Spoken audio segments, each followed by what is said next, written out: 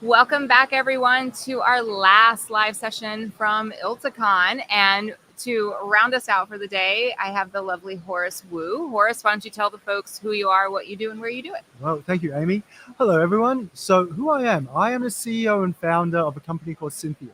We deal with contracts. And essentially the way we describe it to people is we figure out what might be wrong with the documents you're working on and how you might fix it based on the precedents you've done in the past. So really focus on transactional law, helping those lawyers do better at their jobs. Now, where I do it is out of our house in New York City, where I've got two little kids that scream at me a lot. But you just block it out and do your work. They're beautiful. You They showed are me a picture beautiful. of them. They're beautiful. I'm going to show you one afterwards as well. Okay. You haven't seen the latest. Oh, I have not. Mm. Okay. It's okay if they scream at you. They're worth it. Yeah, it screams of love. Yes. Yes. So recently, you Yes. posted on LinkedIn Yes. about your funds curator. Oh, yes. It's a And new tool. I reached out to you and said, "Oh my God, Horace, I tried to build that so long ago Mm-hmm. at a prior law firm using not the right tools because the tools did not exist, but I tried. So why don't you tell people what it is and Sure. what you're doing?" Sure. So one of the really interesting things that we try to do is because our technology breaks transactional documents down to their building blocks, so clauses, subclauses, subclauses, and give you these Lego bricks, you can start using these Lego bricks to solve a lot of different problems because it's all about information and knowledge. Right. And in one of these use cases, private funds lawyers have this problem where they have to take all of these different side letters that they've negotiated for these different investors, and they have to kind of cobble them together in a sensible way to go, PTSD. oh hang on, breathe. I never lived through that, so I don't have PTSD. I just have like people telling me about their experiences. Yes. And yeah, building these side letter compendiums or master side letters, depending on which firm you work for. And I was on the compendium side. Were you? Were you? I've been hearing MSL a lot recently. So they then put together these documents for the purposes of most favored nation election or deciding what terms exist where, obligation tracking, etc. It's a multi-purpose document, but the process of manually deconstructing the documents and then reassembling them by groups is tedious. Very tedious. One firm told me that process used to take them 50 hours or so for one deal. And after they use our stuff, they're like, it takes about 5 hours now. So I was like, pat on the back, guys. Oh, yes. Big pat on the back. Yes. So what I was trying to do was using machine learning contract analysis, which was great at identifying and extracting. It did not do that next step that you do, which is then reassembling, putting it all together. That was the piece that was missing. So that's why it was before 2017. It was before 2017. You didn't have language models to help you with that. Correct. Yes. So I was so excited when I saw your post. I was like, someone finally did it. I didn't have to do it. Oh, no. We're like, thank you, Google, for coming up with this amazing invention. We're just going to take it and repurpose it for this. Yes. So what brings you to ILTACON this year? What are you here doing? You're exhibiting. Do you have a booth? I am not exhibiting this year. So I'm going against the trend. You'll find that about me a lot. I'm Rule quite breaker. contrarian. Well, look, I exhibited last year. Yes. And what I found was, for me, I very much enjoy the conversations where you can sit down with the law firm and really have a heart-to-heart. You can't really do that at the booth. Yeah. There's an expectation that you're kind of selling to them, demoing, and you got a max of 5 minutes. Right. And that's been generous. Right. So I thought, no, far more meaningful. Let's book meetings. Let's sit down. Let's actually have conversations. Now, could we have sent a sales team here to do that? The answer was yes, but I didn't want to. Yeah, fair. So fair. here I am. And it's always lovely to talk to you. So I highly recommend always having a conversation with Horace. I will bring interesting topics. He will bring interesting topics. That's including quantum physics. Oh gosh, we are going to talk about quantum We physics. are going to talk about quantum all right. physics. So once upon a time, I did spend a summer reading all about quantum physics. This was after high school. Just cause, right? Like I didn't have a girlfriend. I mean, who would? And then I was like, I think I was 20, and I decided to read all about it. So got a functional knowledge of quantum physics. and still read up about it today once in a while whenever it comes out in the press. I'm sure it will come in handy. Yeah, if I ever decide to work at CERN or somewhere, yes. I don't know. There may be a future where it will apply to legal tech. I Who think knows? where it could apply is if quantum computing actually Mhm. becomes accessible, which I think it's decades away. Right. Then to be able to explain what that technology does and to be able to tell lawyers, well, here's how it differs from traditional computing, very much like how we have to explain to lawyers now what is a large language Right. model. I think that understanding to be able to translate the complex into the simple Right. is going to be a really important skill. I agree. But not necessarily just about quantum Right. physics. Right. So, what are you learning here at ILTACON? I think what I'm learning is there's a lot of shared experiences between Mhm. law firms. We all spent the last 18 months for 24 months figuring out what to do with this enormous potential that's Right. ahead of us.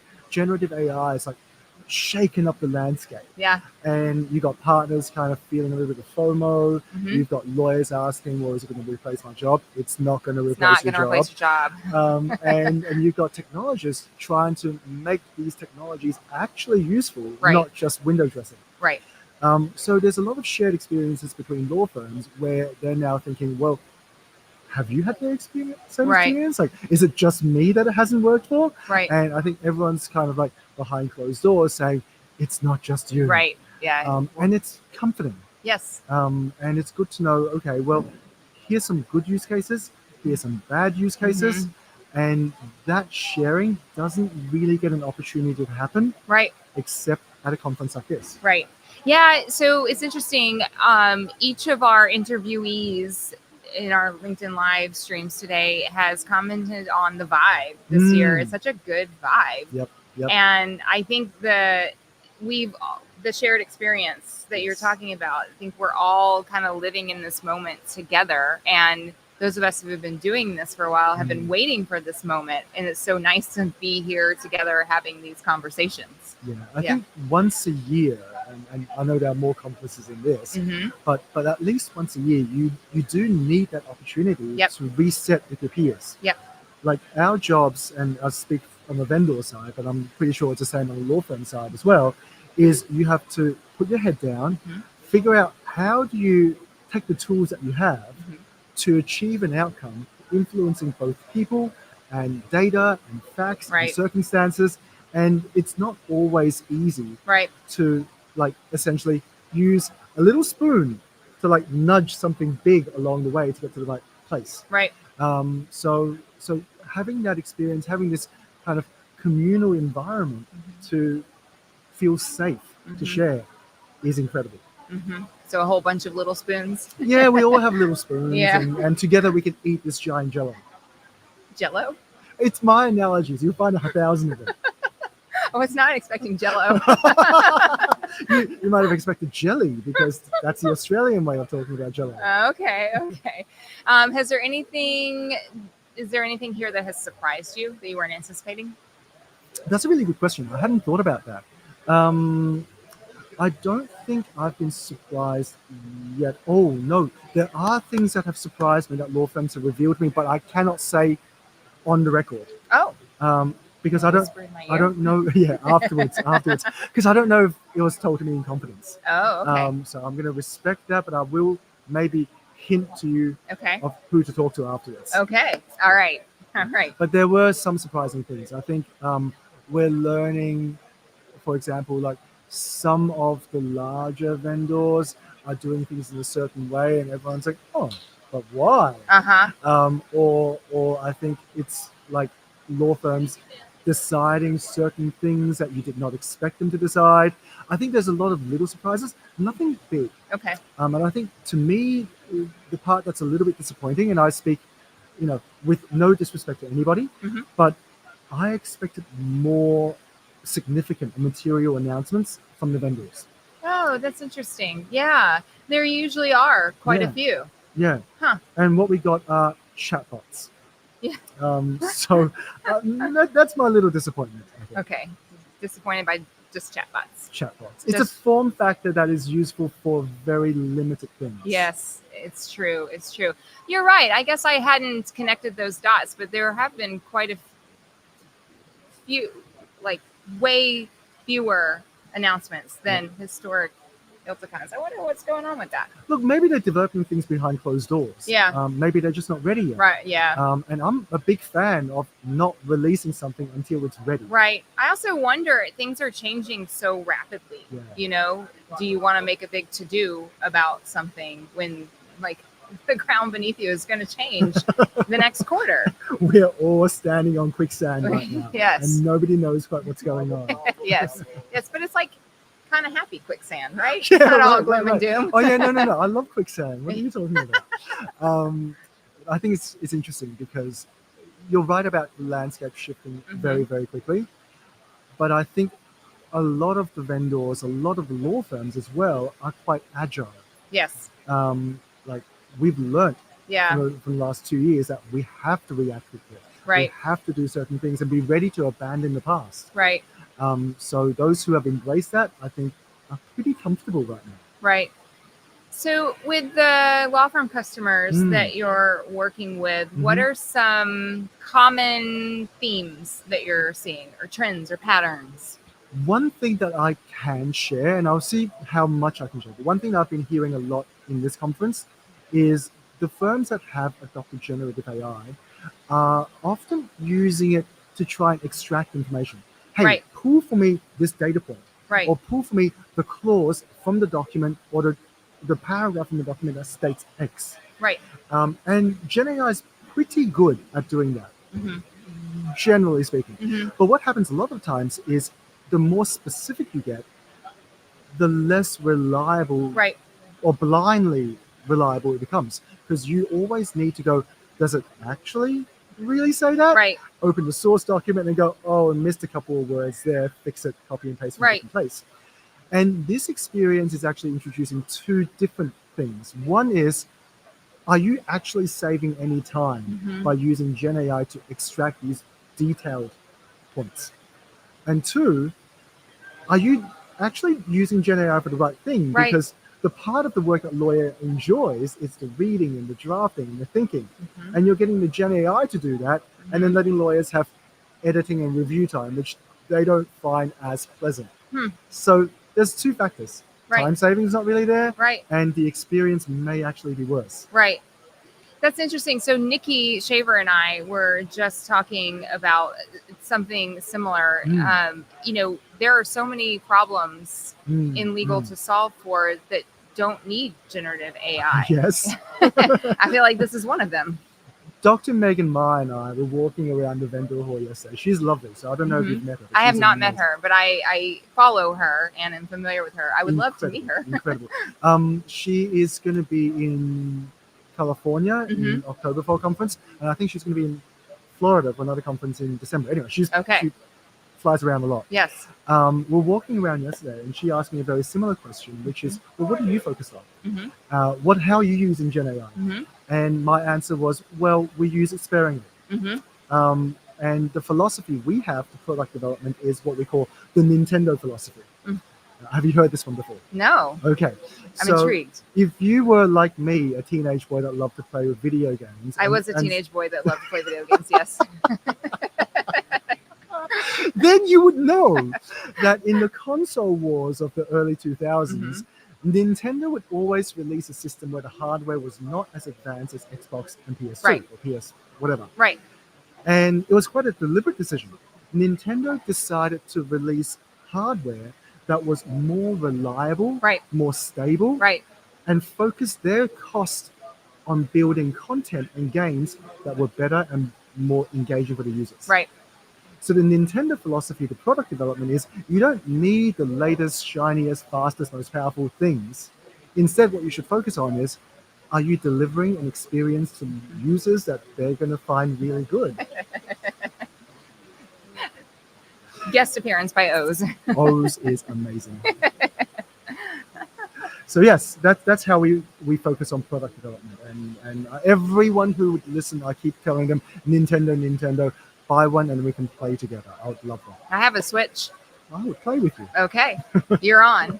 I would lose. Super Smash Brothers, Oh no, not since like 10 years ago. Mario Kart. Yes, I can. Play Okay, that Mario one. Kart. It's on. It's Okay. on. So experience, particularly client experience, is Mhm. something that's near and dear to my heart, Yes. and I feel like has not gotten its due attention in legal, but now finally I'm hearing the word experience all over the place. You're probably like the 10th person today to say the word experience. So how are you thinking about experience in the moment that we're in? Ooh, that's a really hard question. Can you clarify what you mean? Because that could be interpreted in a few ways. Yeah, so where I'm coming from with this is with the emerging legal tech landscape, Mm-hmm. including Gen AI, not just Gen AI, Mm-hmm.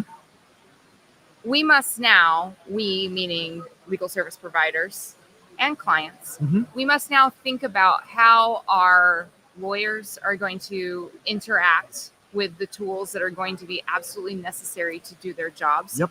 How clients are going to interact and interface with their legal service providers. Yep. And how firms can incorporate experience and experience design to be a standout provider for their clients, because the market is going to condense and get really tight as these tools get more deployed across Yep. the law firms. And so I think experience should be a high priority. Absolutely. Right. Yep. And so from the product side, I'm curious how you're incorporating that, or at least thinking about that. It is integral to every stage of product build. You always have to go back to what are your users doing and what do they want to achieve. Mm-hmm. Unless you know that with absolute clarity, you're going to deliver a subpar product. Right. Because even like just small little things, right? Like let's talk about symbology. If we're all used to having that little floppy disk as your save symbol, and we don't use floppy disks anymore, but it's a symbol that we all universally recognize, don't change the symbol to something else, because that's giving people a bad experience, right? And that's little thing. And then you kind of expand beyond that to the big stuff. Okay, if you have a workflow where your expectation is you go step 1, step 2, step 3, step 4, great. Follow what the lawyers are accustomed to. Deliver them an experience that minimizes training and adoption time, rather than going, you know what, I can give you 17 steps. Each one is going to be really meaningful. Yeah, it's meaningful to you. Right.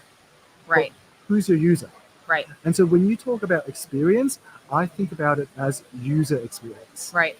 And that UX thing is the predominant driver for what appears on that computer screen or on that page or on the output that is produced. Right.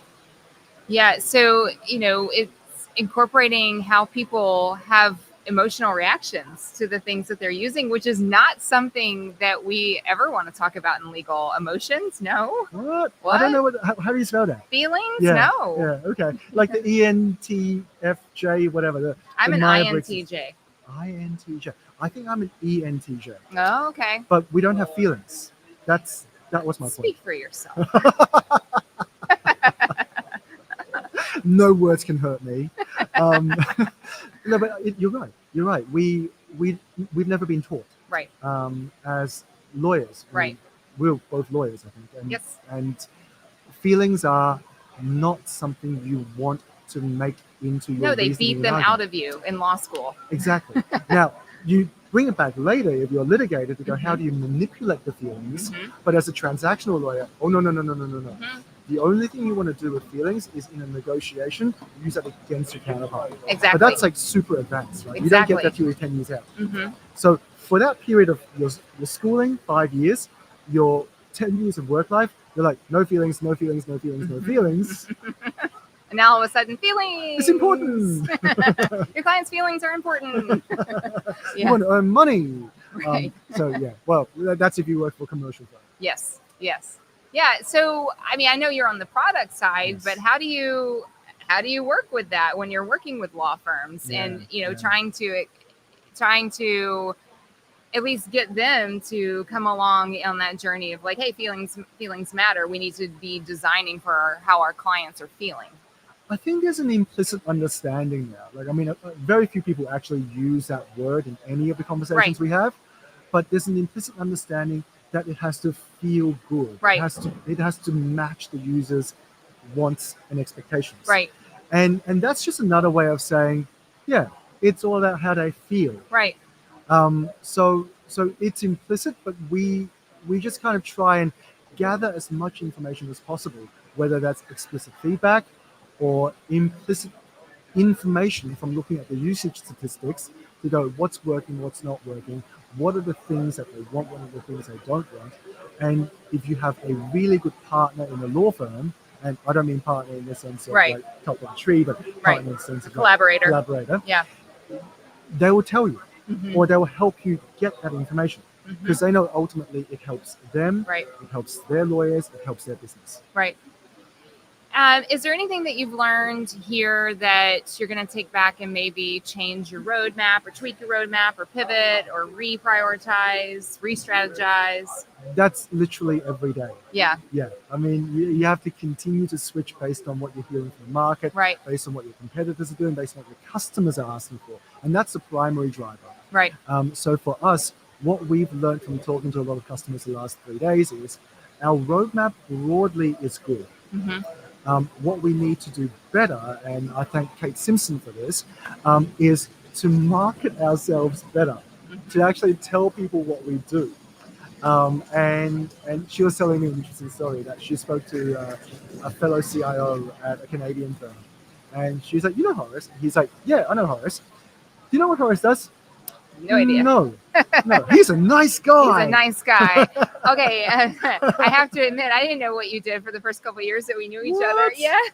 All those drinks I that knew- we shared. I knew that you were a nice guy, and I knew that you were working with AI, but I couldn't, like, if someone were to ask me, what does Horace do? I'm like, I don't know. See, then that's because I'm a terrible salesperson. But you're brilliant, but that's why you have salespeople now. Well, actually, we don't have any salespeople. We have a customer success person. Oh, customer success. We've Okay. only had inbound, which Yeah. like, we got very, very lucky Yes. with that. So you don't need sales. No. Eventually you do. Eventually you do. Because like as great as word of mouth is, Mhm. word of mouth is something that's extraordinarily difficult to come by. Yes. And when it comes, you really have to work your ass off. Yes. Can I say that? Yeah. Ass off? Sure. Yeah. Okay. LinkedIn, please don't block me. Don't give us Um, the E rating. And like you really have to work your ass off to make these guys happy because it's the referrer who's put their Right. reputation on the line. Exactly.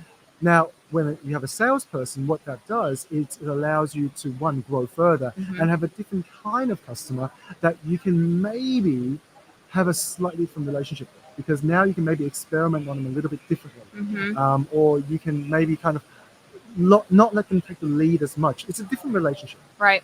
It's an important thing for a company to go through. And Right. so, yes, we are hiring a salesperson, but we have to hire a salesperson with the right attitude. Exactly. Someone who's not going to be like push, 20 emails later. Right. More Um, qualitative. Yeah. Okay. If you are an amazing person looking for a sales role, reach out to Horace. So any outstanding takeaways from ILTACON this year? I heard some really amazing ideas. Mhm. So yesterday I was talking to Kelly Harbour, who works for. I love Kelly. She's amazing. Yes, isn't she's she? great. And I think it was her who revealed to me there was this new technology that she came across. And I'm sorry I cannot remember the product's name, Mhm. but it would read your partner's email Oh, yes. interactions. Yes. Do you know what it's called? I can't remember what it's called, but she was telling me about it as well. I was blown away. Yes. So it would read your partner's interactions and contacts on LinkedIn. Yep. And when that contact has an event in their life, it would search through your partner's history, their history, the emails, your Right. firm's expertise, and go, hey, we noticed you just bought a company that does X. Our firm has Right. expertise in X. Get that We would proactive love business to." development. I mean, I know. what a use case for Gen AI. It's amazing. Chef's kiss. Yes. Yes. That's not a chatbot. Too bad we can't remember the name of the company. But if you know the name, please comment. Yes. Like that is that to me was the first great use case Mhm. of Gen AI that I heard at this conference. Yes. Okay. We will find out who that is. Yes, we should. Yes, we should. We'll drop a comment. And in. no disrespect again to any of the vendors. I haven't spoken to all of you, so you might have better tech. I just haven't heard it. No shade here. No shade. Yeah. So what are you most looking forward to for the rest of 2024? I'm really looking forward to releasing more of our products because the Funds Curator is the first in the series. Yep. I'm looking forward to working with more law firms to discover how well these use cases can be adopted. Yep. I'm looking forward to my little girl's birthday in October, and then embarrassing her in front of all her friends. It starts early. And Yes, we're going to keep it that's going. right. So we got together in New York. Yes. October, was it last year or 2 years ago? 2 years ago. 2 years ago, and she was tiny. She was tiny, Yes. and now she's a little monster that I'm going to embarrass in front of her friends. She's a cute little monster. Yes. Well, Horace, thank you so much. You Thank are the last interview of our first time ever doing live streams at ILTACON. Thank you so much for rounding us out. You're awesome. I highly recommend you reach out to Horace anytime you want to chat with him and also get a look at his product. Oh, Amy, you're too kind. And thank you everyone for listening and watching. Lots of love from me, from Amy, from everyone. Bye, everyone.